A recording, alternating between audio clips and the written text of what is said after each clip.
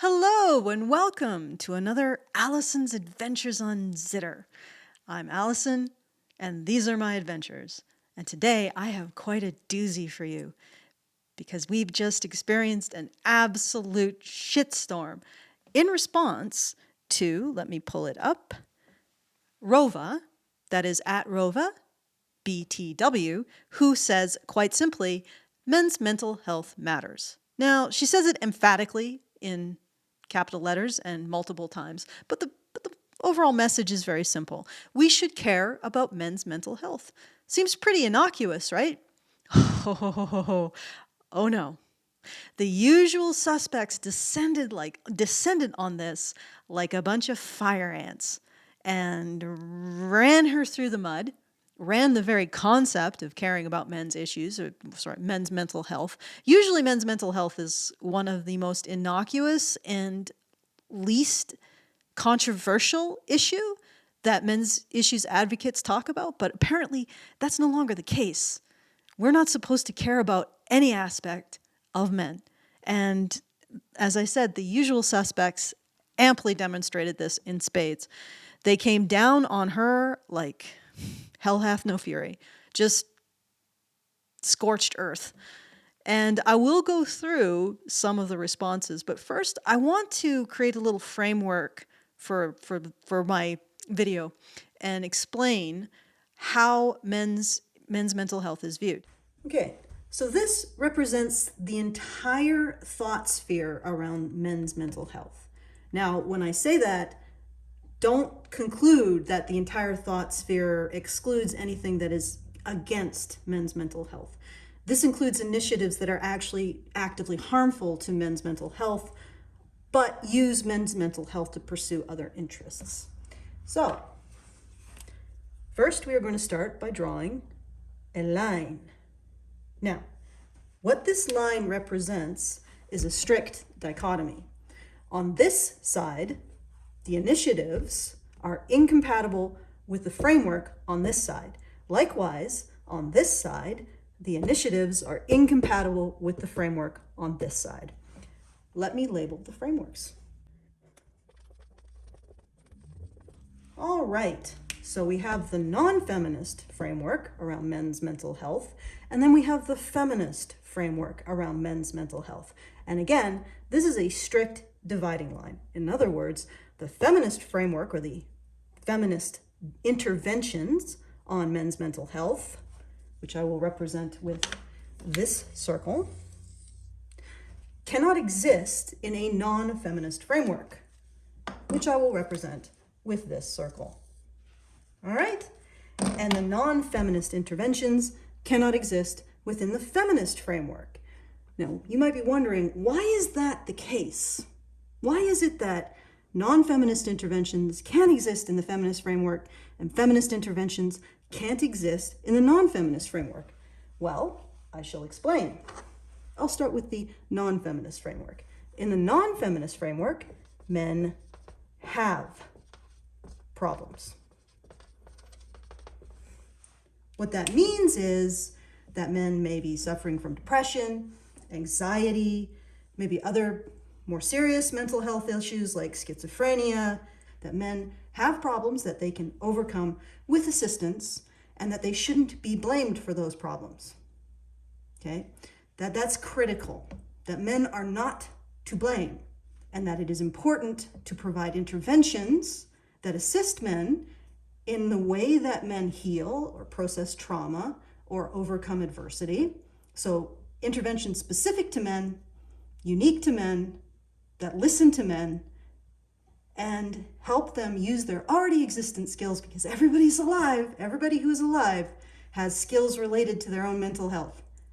That's a critical thing. And I want to emphasize that. You don't start helping people by telling them that they are incompetent at keeping themselves alive, right? So the non-feminist approach is men have problems. Let's help them with their problems. It's not a permanent situation. They can overcome it. And the focus is on the efficacy of the intervention for improving men's lives, right? Men have problems. The feminist approach is men are the problem. And now that I've written it out, I hope you realize why these two approaches and these two frameworks are incompatible, right? They are incompatible because when you focus on men as being the problem, the main point of your intervention becomes solving the problem that is men. Is that going to assist in improving someone else's mental health? If they come into your office and you tell them right off the bat, not you have a problem, not let's work on this issue, let's make you happier or more content or whatever your mental health goals are. No, you tell them you are the problem and I am here to fix you. And what I mean by that is I am here to fix how you identify and how you express yourself as a man. You see how that's incompatible, right? But also, men have problems is in direct contradiction with men are the problem. Because when you frame men as the problem, you dehumanize them. And only humans or other sentient or reasonably sentient creatures can have problems. Men are the problem. They can't have problems because they are the problem. And also, if by some mystical conflagration a man does have a problem, that problem is not really his problem. It's the problem of the women around him. Okay, so all of the feminist framework is toxic masculinity, okay, patriarchal privilege, all the portmanteaus about that essentially combine some way of referencing men with a problem, like manspreading. I'm running out of room. Oh, look, my magnets are in the way. Toxic magneticity.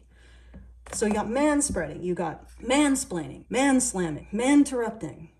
It's just taking something that people do, putting man in front of it to make it about men being the problem. So you see how that works? So the reason why this is incompatible with this, well, I've been explaining, but one of the big reasons why this is incompatible with this is because when you believe that men are the problem, the way that you solve whatever problem men have come to you that are actually the problem of the women in his life, the solution is going to be to have him abjure some aspect of his manhood, or to see that the real problem is women. Like, he can come in with depression and you need to tell him that the real problem with his depression is how it affects the women in his life.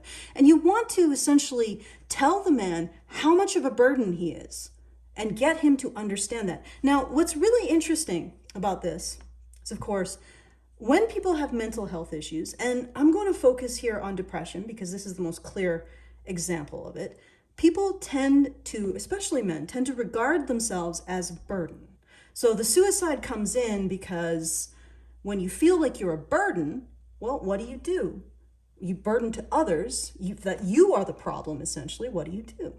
Well, you take the problem out. And that is not advocacy, that is a observation, right? Please, if you're feeling this way, don't think that you are a burden or a problem. Get rid of the sources in your life that tell you stuff like that, because it's wrong. All right, but that's the point. Somebody in the grips of depression and suicidal feelings is going to believe that they are the problem. And of course, the solution to the problem is to remove it, right? Now, what do feminists do in the feminist framework? When a man walks the door with depression in the feminist framework, your main goal is to explain to him how he hasn't realized that he's the problem enough. Okay? Now, you take somebody who's dealing with a mental health issue, and one of the most critical parts of that is that they feel like they're the problem, and then you say to them, no, you don't actually believe that you're the problem enough. We're going to explain to you all of the ways in which you need to take more responsibility for being a problem. Now do you see why there is no movement between the two? This isn't a mental health initiative to help men. This is the reverse. Okay? That's why feminists find this so challenging, because it's completely incompatible with this. So whenever non-feminists or men try to initiate anything in this framework, feminists attempt to destroy it. Because if men have problems, then they aren't the problem. They have them, right? And if we see men with mental health as already overburdened with the belief they are a problem, that challenges the feminist framework in which men are the problem, right? So if we start to take men who are suicidal and depressed and start to heal them of their excessive focus on being the problem, oops, that's the exact opposite of what a truly non-sexist society would do. A truly non-sexist society would continue to have men focus on how they are the problem. Now, in practical reality, when I have confronted feminists and feminist psychologists on this issue, and I have laid out the scenario, they have never said that they would do this to a man walking into their office with suicidal ideation. They don't explain to me how to take the feminist framework and apply it in a way that's beneficial to men, and they never have to this point. But at the very least, there's something in them, at least the last time I asked, that makes them realize that this is the opposite of healing. So there you go. The feminist framework is men are the problem. The non-feminist framework is men have problems, which distracts from men being the problem.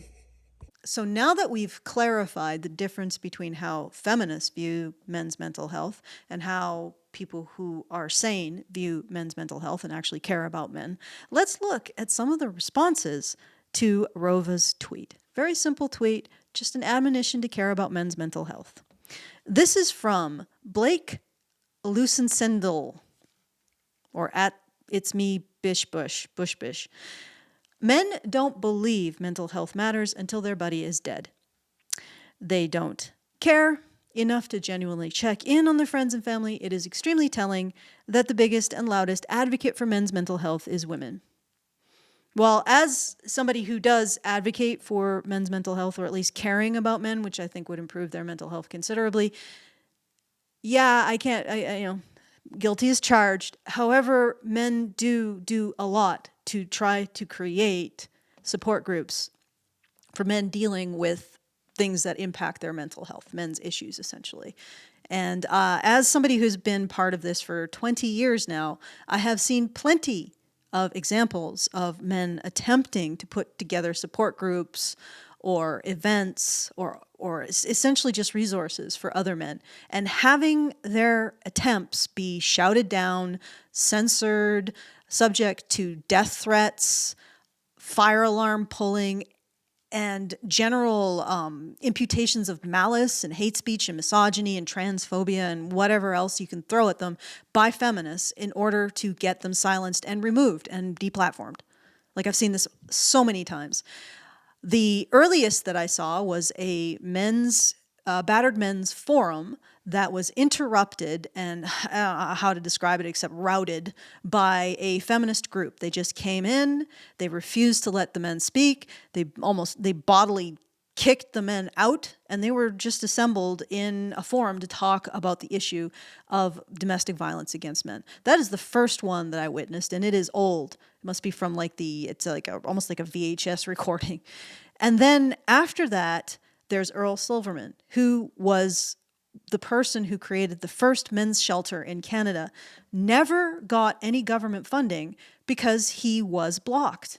And as a result, he had to close his shelter down. He lost his house. He actually funded it all out of pocket.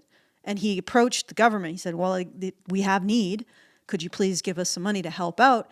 Refusal. He was blocked by feminist organizations. And it was feminist organizations because it was repeated The Earl Silverman story, and the conclusion of that story is he ended up committing suicide because he lost his house, he lost his refuge, he was no longer able to help men, and he himself was a victim of domestic violence. Go look it up. Look up that story.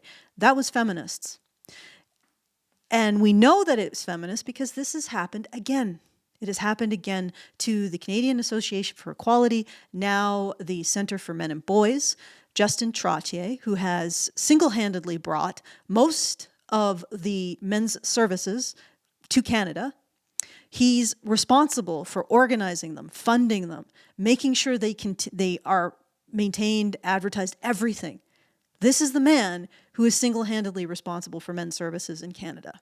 He has attempted to get government funding, and he has admitted in an interview with me on the Badger Live Streams channel, this channel, that it is feminist bureaucrats that are blocking public funding for his services, despite the fact that he has demonstrated need, he has demonstrated efficacy. He even has the police coming to him to help with at-risk boys. He's managed to network even with feminist organizations. And they don't provide help, guys. Don't get excited by the fact that he's networked with feminist organizations. What they do is that instead of sending male victims of domestic violence to batterers programs, that is programs for people who engage in domestic violence, thus causing secondary trauma to victims, he has got them to actually refer these clients to his services. That's the big win. Oh, those generous feminists, huh? But in terms of public funding, these feminist bureaucrats are blocking him. And he's come out and said it.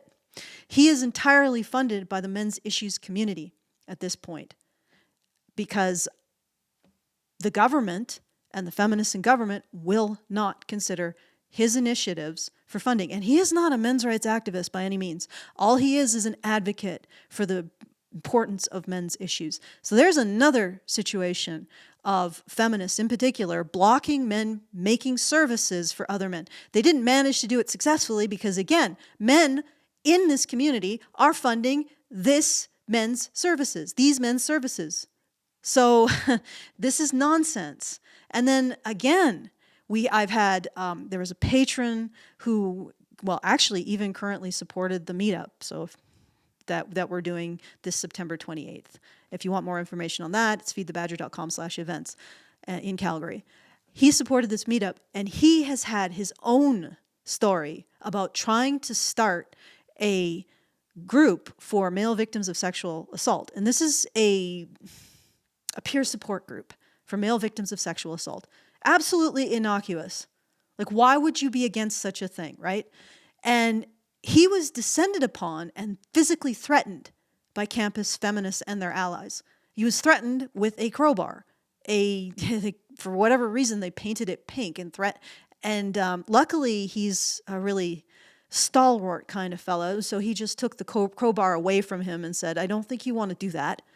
And they ran off, but they successfully shut down his support group for male victims of sexual assault. And I've heard that in other stories sent to me in emails where men have attempted to create support groups for men for issues related to sexual assault, domestic violence, mental health issues, suicide, losing children, false accusations, whatever. The men's issues, the men's rights issues, the men's issues.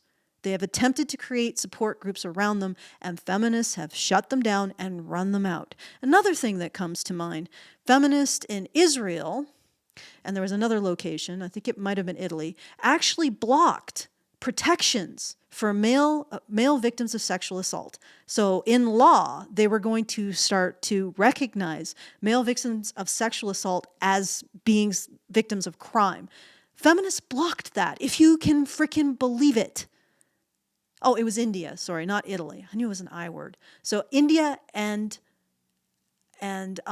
Israel, feminists block protections for male victims of sexual assault, men and boys who were sexually assaulted. Okay, so this is a consistent thing. When you look at feminist academia and you look at what they're doing, they have a framework that they apply to domestic violence and sexual assault and this stuff. And that framework is to try to make it so that men look like the problem. And the reason why they do it is because they have an ideological investment in a particular outcome.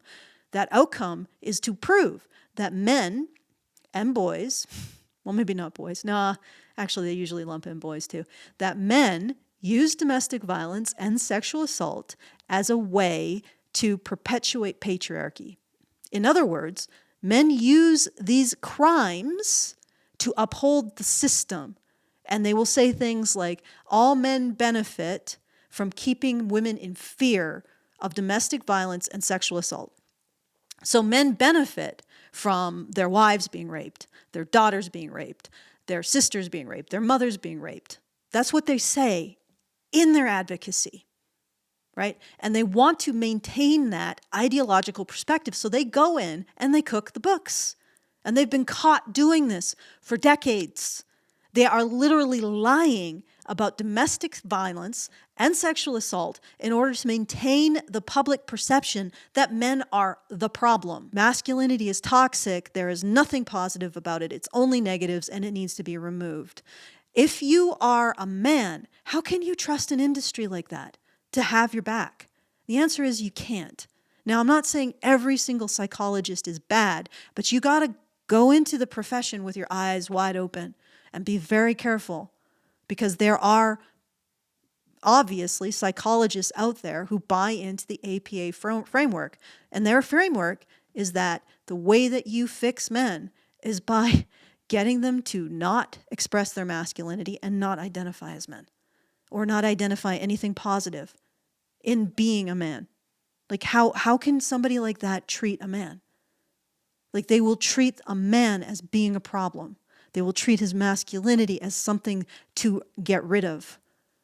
And when they talk about traditional or hegemonic masculinity, what I've noticed is that what they're really saying is any kind of identification with being a man, any kind of positive identification with being a man. If you say that there's anything positive and unique to men, you are engaging in promoting traditional and hegemonic masculinity, which they will then say is complicit in poor mental health outcomes for men. So there's all this crap out there directed at men, and then we turn around and we blame men for not going to the people who will treat them as the problem rather than having a problem, and we blame men for not having the services that feminists destroy whenever men try to create them. And it's all just about making men the problem. Not recognizing that men have problems, but making them the problem. That's what it is. And you will see this.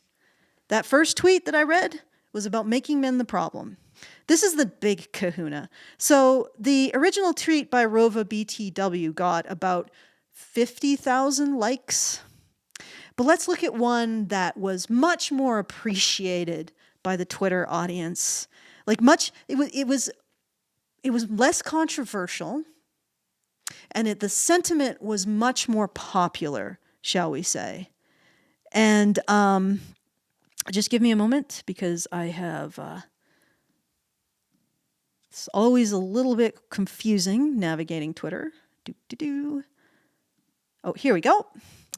If men's mental health mattered to men, they'd be creating safe spaces for themselves and each other, pursuing therapy, and creating community. Instead, they perpetuate the very behaviors that have handicapped them in the first place, refuse to support or create community amongst each other, severely damage the women in their lives who try to care for them, and attack women online for not doing the work for them in the replies to tweets like the one below. Lol. Incidentally, the people attacking Rova are more along the lines that men don't deserve recognition for their mental health issues, not the ones who think they do. But where would we be without a false expression of compassion towards a woman who's doing something and to help men, and how she's going to be totally undermined and battered by men for the efforts of helping them? And like I said, this is all about framing men as the problem. They don't have problems, they are the problem. repeatedly frame men as the problem. They don't have problems. They are the problem. Men are the problem. Identifying as a man is the problem. Expressing masculinity is the problem. Which, incidentally, that whole thing about how expressing masculinity is the problem, we recognize that, for example, trans people are different than perhaps cis people. If you want to use that term, I'll just use it for convenience sake. Don't go after me. And we recognize that because they have something different about their structurally in their brain. So it's different than their physical body. So there's, for example, the theory is that they're flooded with opposite sex hormones during a critical stage in their brain's development. So they get a sense of themselves as being male or female while their external genitals don't really match that. Okay, fair enough. Recognizing that makes it even more egregious that we don't recognize that men also have their unique brain structure, which influences behavior, influences cognition, influences emotions, and thus also have their own unique expression of their physical sex in terms of their psychology, in terms of their behavior, and deserve to be treated with their own form of, how they express themselves, how they process trauma, and have that recognized as being perfectly legitimate and valid, and not just use women as the model and men as defective problems, right? And we don't even recognize that. Half the human race has a particular brain structure unique to them, and we say that if they identify with their unique positive traits, that they are sexists, and that those positive traits aren't positive, they're all negative. And if they do identify that, then they sort of, invite mental health issues. So you can blame them for their own mental health issues. And that's where it all comes down. Again, making men out to be the problem instead of having problems, right? Making masculinity out to be the problem instead of having problems. Look, it's right in the tweet. Huh? They perpetuate the same behaviors. They are the problem that have handicapped them in the first place. They're making their own problems. They are the problems. Refuse to support or create community. They're the problems. Even though, as I have detailed, men have attempted to make support and community around these issues, and feminists keep knocking them down and preventing it, because in order to do so, you actually have to be in the mindset that men have problems. They aren't a problem. And incidentally, all of the communities and support, actually not really communities, but all of the supposed support options that remain for men, they operate within the framework of seeing men as the problem, not having problems. That's the framework they operate in. If you don't operate in that framework, you are going to be ostracized by the media, by the government, by NGOs, apparently by the Department of Homeland Security now. So you have to operate. But the problem is that once you operate in the framework that men are the problem, they don't have problems, they are the problem, you're not going to be doing anything beneficial to men. How is that going to benefit men to any degree? You are talking to vulnerable men, and what are you saying to them? You are saying, you are the problem, right? Somebody who's suicidal. Well, I know that you've attempted to commit suicide, but you got to understand that your femophobia is leading you to avoid using the effective communication and mental health strategies of women. So it's really your hatred of women that's causing you to be suicidal. Have you considered how much of a burden you are on the people around you? Is that helpful? No, it's not. So these services that remain are not services for men. They're services for a particular ideology that wants to regard men as the problem. Right? Okay. So, and yes, again, this tweet is trying to reframe men as the problem. And in the quote tweets of Rova's tweet, it's full of people who are doing that, including our good friend Alex Syke, who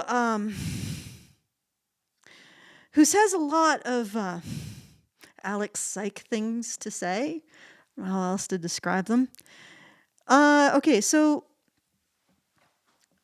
I'm first going to take a little bit of a step back to explain who Alex Psych is responding to. It's an individual called Dr. Strange Tweet, or How I Learned to Love the Retweet, at Lone Rides on Twitter.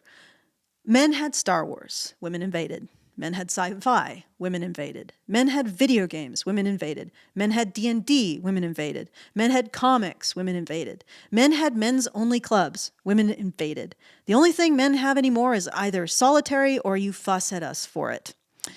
I do want to note that in a community note to Danisha Carter. So Danisha Carter was the one who said if men's mental health mattered to men, they'd be creating safe spaces. And in the community note, responds with men's safe spaces were ended when women sued for gender exclusion and won. Women ended men's safe spaces. Yes, indeed. And feminists have consistently demonstrated a willingness to descend and destroy any initiative to recognize men's issues. Right. And if you're a feminist, you're like, oh my God, I can't believe you're calling out feminists. I think that you should be calling out those feminists more than me for calling them out.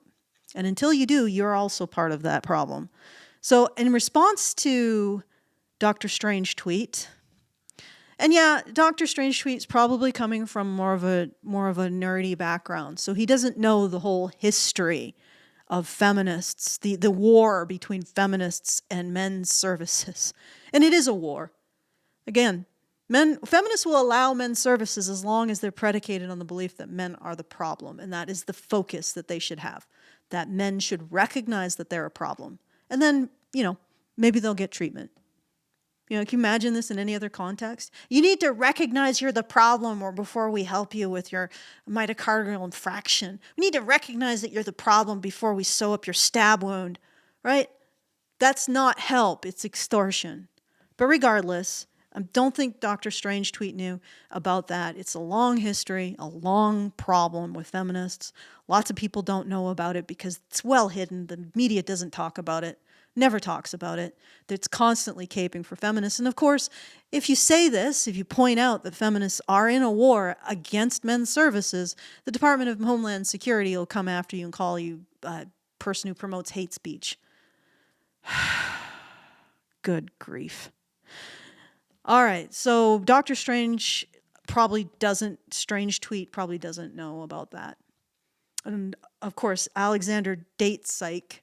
It's a little bit more telling that he doesn't know about it or doesn't acknowledge it or refuses to acknowledge it, because I'm pretty sure I've informed him of this fact. But anyway, his response is, as I said, the women invading men's spaces discourse is really about vices, video games, and cartoons. I'm going to start with that voice. I sort of had to move into that voice. It took me a moment to really find the Alex Date Psych voice. I'm going to try to bring it in the beginning and start from the beginning with it. As I said, the women invading men's spaces discourse is really about vices, video games, and cartoons. Women have not taken over crab fishing boats, African elephant hunting, expeditions, and bullfights. They are mad because they have to share their literal toys with women. There you go, Alexander Date Psych. That's a good voice for you. You know what also is feminine, Alexander Date Psych? This constant judgment, this constant petty, pissy judgment of men. And again, this is a psychologist, supposedly, and he's completely unaware of the long history of the war between recognizing men's issues and feminists, which, you know what, I believe I might be starting this. Maybe I'll just hear it from more. Let me just tell you more. The events being put on by Cafe in Toronto 10 years ago, Warren Farrell speaking on the issues of suicide and other men's issues, Karen Strawn, Janice Fiamengo, and other people who are really involved in the movement, all came to speak and all were protested and shut down by feminists. speak on the issues of men's issues. The first international conference on men's issues. And I've been a part of the men's rights movement for 20 years. I know what the issues are for men's rights. Like the complete lack of recognition of male victims of sexual assault, the almost complete lack of recognition for male victims of domestic violence, false accusations, genital mutilation, paternity, excessive and exorbitant alimony, and having problems changing alimony when life circumstances put men in positions where they can't pay it. And then what they call is beat dead dads, essentially. That's for child support as well as alimony. Lack of shared custody, because that sort of is involved in the family courts issues. And it goes on and on and on. The issues are not returning women to the kitchen. Most men's rights advocates are completely agnostic when it comes to how people should arrange their lives. But of course, that's not recognized at all, because the real threat is that we see men as having problems and that being legitimate. It's okay. It's okay. They're just men with problems. Everybody has problems. To be human is to have problems. So it's fine. The world's not going to end or implode. The Dow Jones industrial average isn't going to crash. The GDP isn't going to go to zero. Men can have problems, and we can recognize that, and we can live and move on from it. No. We can't be pragmatic about this issue. Men must not have problems. They must be problems. Okay, so in response, the Tin Men, who I follow and we've interviewed, and he's a good guy, says this isn't about not sharing. Just the other week, I was helping a major university to set up one of the spaces to support men, to go alongside the Women's SU network. Upon its announcement, it was rounded upon, torn apart, and canceled due to credible threats of violence.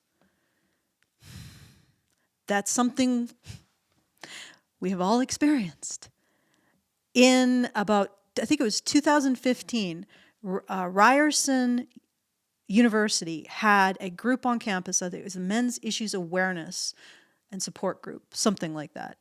And it was shut down by the president, who was a feminist, and essentially charged it with being misogynist and hateful. Okay, so this was the statement by the Ryerson Feminist Collective. During fall 2015 semester, and I've actually read, way back when, the Ryerson's men's groups, I'll just call them men's group because that's what it is, their mission statement. Nothing offensive. But again, what they ran afoul of is they were presenting men as having problems rather than being the problem. And that is the trigger point that everybody goes apeshit over. This is the feminist statement on that. During the fall 2015 semester, a men's rights group has been visibly present on campus and has applied to be officially recognized as a student group with the Ryerson Students Union. Again, they talked about men's issues, not even men's rights, just men's issues. This has caused alarm among students, administration, faculty members, feminists, sexual assault survivors, and those with marginalized identities on campus. During the initial application process, well, it's funny because I just laugh because there is an identity that apparently can't have its own support group, but they're not marginalized. During the initial application process, the Men's Issues Group was denied official student group status. The group plans to appeal this decision to the board of directors. Eventually, this went to a lawsuit, which I don't remember what happened to that. Probably it was thrown out. It's the Canadian courts. Right? They don't protect people. This petition will be delivered both to the board of directors and the Ryerson Student Union. Incidentally, this woman also went to the Canadian Federation of Students to try to get men's groups banned Canada-wide. I'm not sure if she was successful, but it has created an atmosphere where, yeah, nobody's going to try. Whereas there has been an upsurge of men's rights and issues awareness organizations seeking campus group recognition on campuses, including Ryerson, that exploit concepts such as free speech to advance the interests of people who are historically maintained power at the expense of woman-identified people. Whereas these groups have actively promoted aggression towards marginalized communities such as, but not limited to, women-identified people, trans people, radicalized communities on campuses around the countries, including the University of Toronto, Ryerson University, and York University. So men coming together, and again, I really have to emphasize this. This has nothing to do with the only threats that are being sent are usually by feminists to these organizations trying to get these support groups started. But these groups are just talking about men's issues or male victims of sexual assault or domestic violence. But of course, it's a threat to feminist gnosis. Why is it a threat to feminist gnosis? Because to recognize that men have problems is to not accept that men are the problem. And once again, they have a particular ideology that they need to uphold, which is that men use domestic violence and sexual assault as a tool to maintain patriarchy, and that they all benefit from the fear of said in women. Okay, whereas men's rights groups actively seek to delegitimize women who come forward as survivors of gender-based violence and attempt to silence women who speak out against patriarchy and misogyny by use of threats, intimidation, and harassment. I think this might be a reference to Gigi, the Go-Go, where the allegation was that consumers were harassing female media and other personalities, public personalities, for their opinions, but then they turned that into sexual harassment and all that kind of stuff. So if you're a public figure, you invite public comment, and that was reframed as gender-based violence in order to silence it.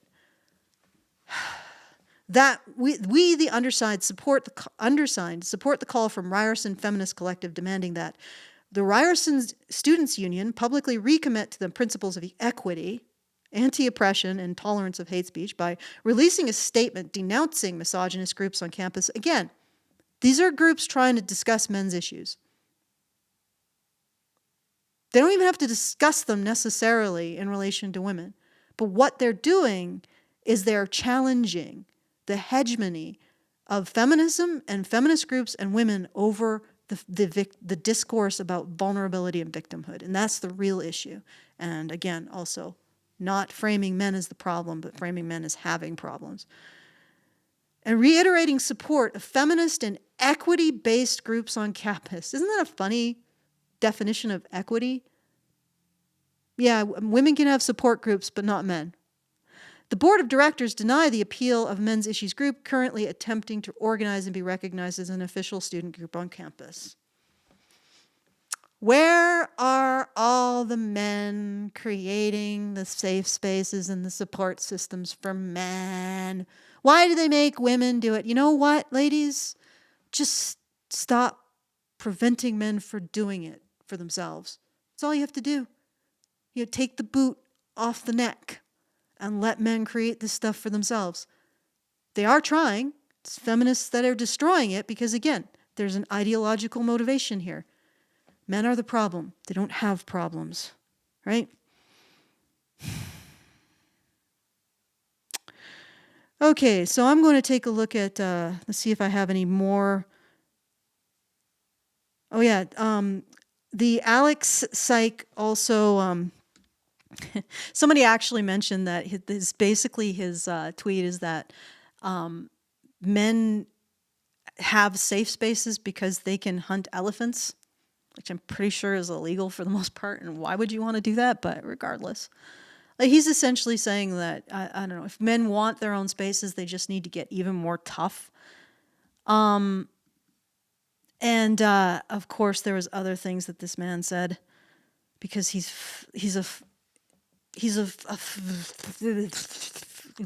there are no words. He also adds, if you guys want male spaces, you're going to need to find hobbies that women don't want to do and self-select out of, like kangaroo boxing or posting on hair loss forums. Okay, so men in this patriarchy that puts men first have to stand wherever women don't want to be. That's the essence of that statement. And no doubt, like the people who are condemning recognition of men's mental health think that we live in a society that gives them too much already. Oh, another thought. Someone was saying that, we already recognize men's mental health. It's women who don't get recognized. Bullshit. I remember just randomly, and I probably only noticed this because I do advocate for men's mental health, and I know the stats on statistic, which suicide is a men's issue, period. You don't get it, ladies. You don't get suicide. That's not yours. You may share domestic violence and sexual assault with men, but you do not get suicide. That's a men's issue. Sorry, if there even if there's more women living with an issue and more men dying of it, it's still a men's issue. Let it go. But anyway, so I went to a drugstore, and again, I probably just pay attention to this because I am interested in men's mental health. So I go to this drugstore, and the first thing I notice is over the intercom, there's talking about Women's Suicidal Awareness Month or something, and an NGO that you can go to or if you're having problems, they give you a number where you can call. And then at the till, there's another charity for women's mental health that you can donate to. And I'm like, and of course, you go to health, like the hospital, and there's all kinds of flyers and leaflets for initiatives to help women. Never seen one for men. Never. Even though the suicide rate among rural men is unbelievable. Never seen one for men. I've seen gender-neutral helplines for the survivors of people who've committed suicide. And I've seen our supposed studies that blame men for being, for example, there was a young man who got involved in an accident at work and I think subsequently committed suicide. And the study used him as a case study of toxic masculinity because he was being exploited by his bosses to be tough and do more work and more dangerous work and, not care about his own physical health, well-being. If that happened to a woman, we of course would consider it exploitation. But again, because it happens to a man, the man must be the problem. Man can't have problems. It's what it is. That's what this all boils down to. There's one side. Men cannot have problems. They are the problem. And then the other side recognizes that men have problems. Right? That men can have problems. They aren't the problem. Okay? How can they be? Men are keeping this entire society running. I'm not saying that women are completely useless, although honestly, I've had arguments with rad femmes who say that women could instantaneously take over the jobs of men, which means that they're not doing much at all right now, keeping society running. I mean, think about it. If you're a rad femme and you're saying, oh, well, women can take over men's jobs, easy peasy. Well, but wouldn't they be leaving essential jobs to do so? Silence. But that's what they're saying. So I'll go with the rad femme estimation of how much women contribute to society, which is basically nothing since they can take over men's jobs at any point and nothing's going to change. Like if you say that, you're basically saying that women aren't doing much of anything now. All right, so let's go with that. The men are the ones who are maintaining everything, keeping everything running, doing all the hard jobs necessary to keep the lights on, the sewer system moving, the plumbing, everything. Right? They aren't the problem. Like, how can they be? They're why we have everything to discuss problems on. Right? Of course, we can't acknowledge that. And this is also really highly upvoted. They have to share their literal toys with women. And incidentally, being able to be entertained, let off steam, just enjoy yourself is an aspect of men's mental health. In fact, that's almost foundational. One of the things that I've noticed about people who have depression is they stop enjoying things. So the first step is really to try to get them to start getting any kind of reward out of living, right? And one of the ways you do that is you have to challenge their notion, especially men, that they're a burden on anyone else. And this is the big thing with men who are dealing with mental health issues, in my experience. They think of themselves as a burden. So anyone out there who puts more of a burden on them or wants them to even push harder into feeling like a burden. Like literally, men are killing themselves because they think they are the problem. So, you kill yourself. Why do you kill yourself? Because you think you're the problem and you're correcting the problem. And I'm saying that to clarify the thinking. The thinking is wrong. But how do you solve that? Do you solve that by being one of these people who is going to take a man who's already thinking that he's the problem and just say, you know what? You're not thinking you're the problem enough. You should go home and think really hard on how much more of a problem that you are, and you can't even conceive it because people who are privileged can't see their privilege. Go home and cogitate on just how much of a problem you are. Is that going to be helpful, or is that malpractice? Because I know where I stand on that. But of course, we have this ideology that men are the problem. And this ideology has a stranglehold on government spending. It has a stranglehold on the institution of psychology. It has a stranglehold on academia. It has a stranglehold on thinking around domestic violence and sexual assault. It has a stranglehold on NGOs in regards to these issues and on the message and the narrative about them, right? And it is definitely responsible for destroying initiatives that treat men as having problems, not being problems. All right. I think that this has gone on a fair amount of time, so I'm going to say have a good evening.